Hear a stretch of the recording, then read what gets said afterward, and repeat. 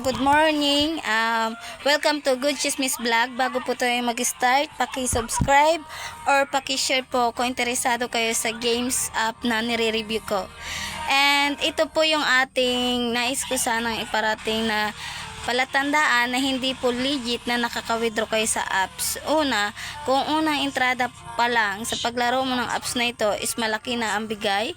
And ang pangalawa nito, habang tumatagal is paliit ng paliit hanggang tamarin ka na, hanggang hindi mo na ma-reach yung minimum.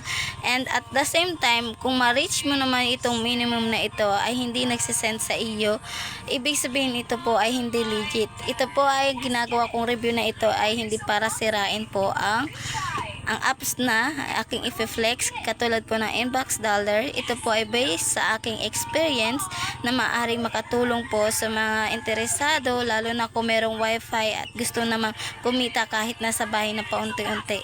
Kaya po huwag po kakalimutan, ang Inbox Dollar ay hindi po legit na nakaka-withdraw. Kaya naman po, kung nagustuhan ng video na ito, please subscribe at pakishare na rin po para po sa iba pang informasyon na nais na susunod na inyong mapakinggan at mapanood sa aking YouTube channel, Ren's Vlog. Bye-bye!